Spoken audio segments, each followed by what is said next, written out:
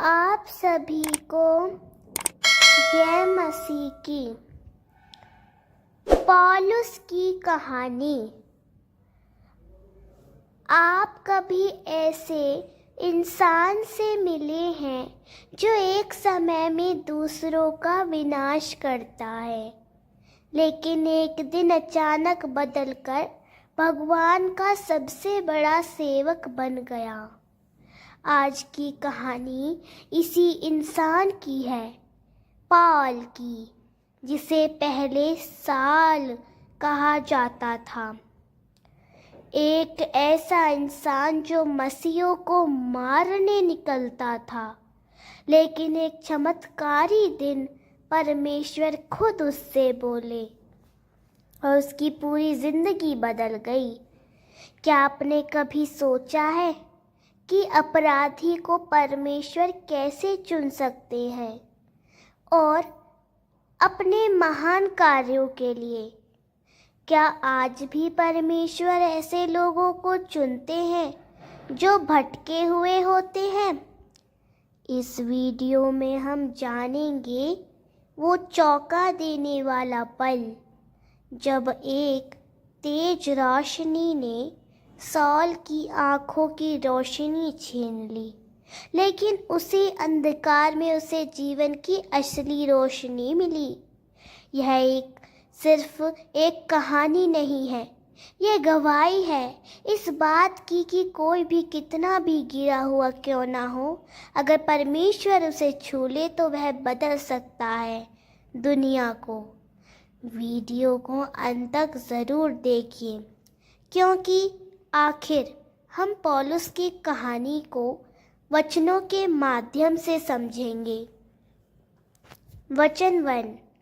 Saul अब भी प्रभु के अनुयायियों को धमकी और मारने की बातों से भरा हुआ था। वह महायाजक के पास गया। साउल इतना कट्टर था कि वह यीशु के अनुयायियों को मारने की योजना बना रहा था। उसका हृदय क्रूरता और देश से भरा था।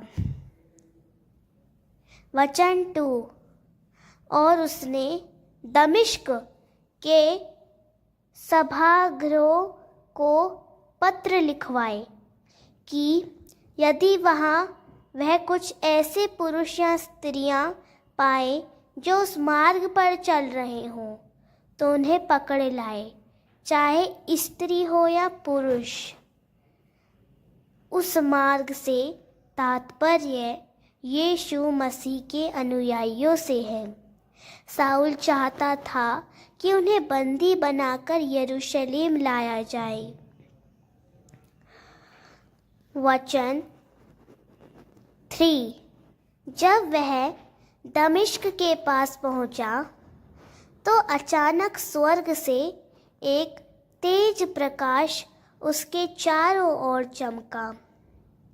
यह वही पल था जब परमेश्वर ने चमत्कारी रीति से हस्तक्षेप किया। यह प्रकाश यीशु का तेजस्वी रूप था। वचन 4। वह धरती पर गिर पड़ा और एक आवाज़ सुनी, साउल साउल, तू मुझे क्यों सताता है? यह आवाज़ स्वयं यीशु मसीह की थी। यीशु यह स्पष्ट कर रहे थे कि उसके अनुयायियों को सताना स्वयं यीशु को सताने के बराबर है। वचन 5। साउल ने पूछा, हे प्रभु, तू कौन है? उसने उत्तर दिया, मैं वही यीशु हूँ जिसे तू सताता है। साउल को पहली बार यह महसूस हुआ कि यीशु वास्तव में जीवित है। यह उसकी आत्मा के परिवर्तन का आरंभ था। वचन 6। अब उठ और नगर में जा, वहां तुझसे कहा जाएगा कि तुझे क्या करना है। यीशु ने साउल को तुरंत आज्ञा दी कि वह अपनी योजना के अनुसार चले। अब वह साउल के जीवन की दिशा बदलने वाला क्षण था। वचन 7।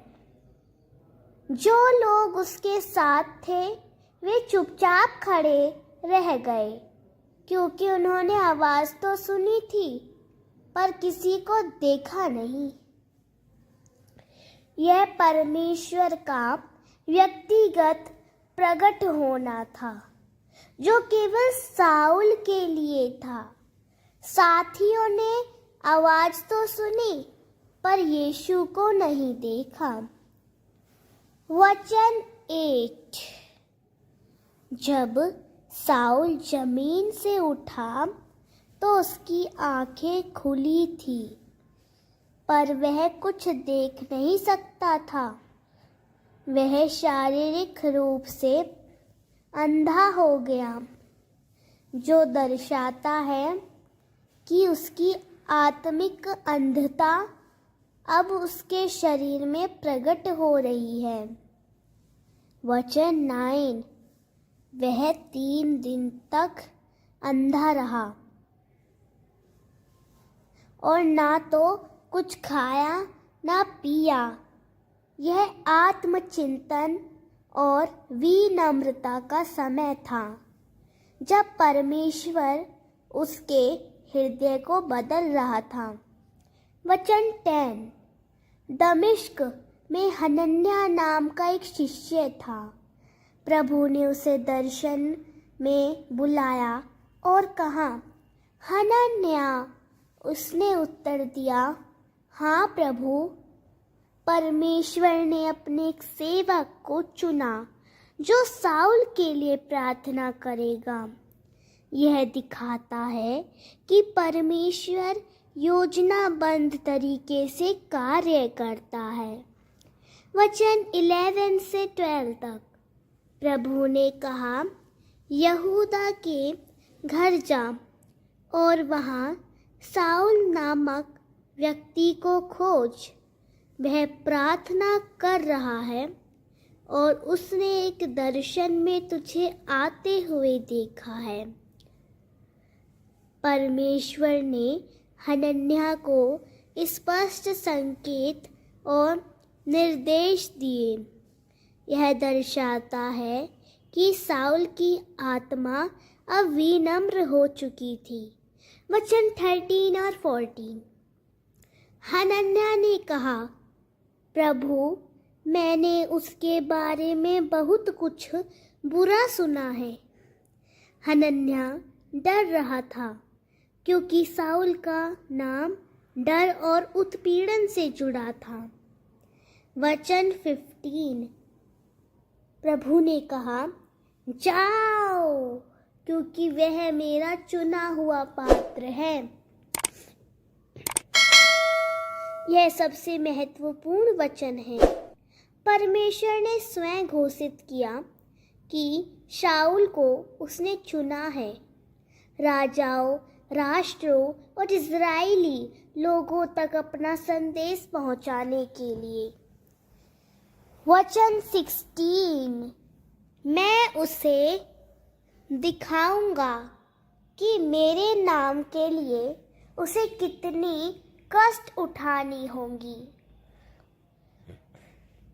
यह स्पष्ट करता है कि सेवकाई में कष्ट होंगे, लेकिन परमेश्वर के साथ रहेगा। यह सच्चे सेवक की पहचान है। वचन 17। हनन्याह गया और उसके सिर पर हाथ रखकर कहा, भाई शाऊल, प्रभु यीशु ने मुझे भेजा है ताकि तू फिर से देख सके और पवित्र आत्मा से भर जाए। देखिए, पहले जो डरता था अब उसे भाई कहकर स्वीकार करता है। यही है परमेश्वर की शांति और प्रेम। वचन 18। तुरंत शाऊल की आंखों से कुछ झिलकों की तरह गिरा और वह फिर से देखने लगा। फिर उसने उठकर बपतिस्मा लिया।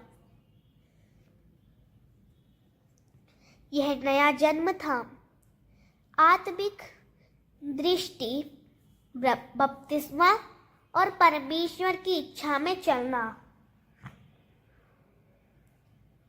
वचन 19। फिर वह खाना खाकर बलवान हुआ।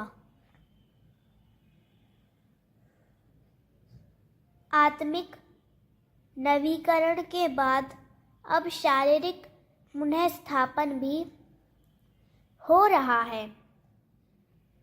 परमेश्वर संपूर्ण योग्यता देता है।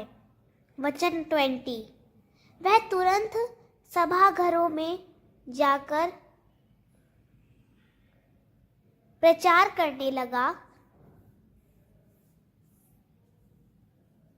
कि यीशु परमेश्वर का पुत्र है। चमत्कार। जो परसेक्यूटर था वह अब प्रचारक बन गया। यही परमेश्वर की महिमा है।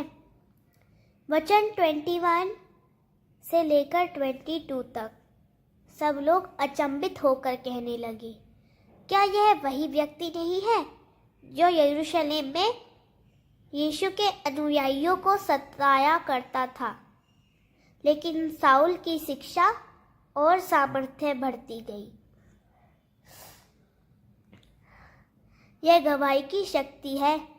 लोग चकित थे, लेकिन शाऊल परमेश्वर में बढ़ता गया और यीशु मसीह का नाम ऊंचा करता गया। पौलुस की कहानी हमें ये सिखाती है कि कोई भी इंसान इतना दूर नहीं जा सकता जहां से परमेश्वर उसे वापस ना ला सके। एक समय का हत्यारा, सताने वाला व्यक्ति कैसे एक महान प्रेरित बन गया, ये परमेश्वर की अद्भुत अनुग्रह की गवाही है। अगर आज आप खुद को टूटा हुआ, अकेला या असफल महसूस कर रहे हैं, तो याद रखिए परमेश्वर आपको भी उसी तरह बुला सकता है जैसे उसने पौलुस को बुलाया। वो अंधेरे से रोशनी की ओर आपको भी ले जाना चाहता है। अगर आपको यह कहानी प्रेरणादायक लगी हो तो इसे ज़रूर लाइक करें।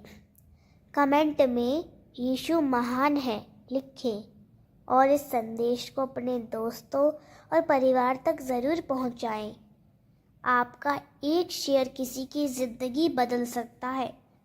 और हाँ, ऐसे और भी चमत्कारी बाइबल संदेशों के लिए चैनल को सब्सक्राइब करना ना भूलें। मिलते हैं अगले वीडियो में। तब तक के लिए याद रखें, परमेश्वर जिसे चुनता है उसे कभी अकेला नहीं छोड़ता। जय मसीह की।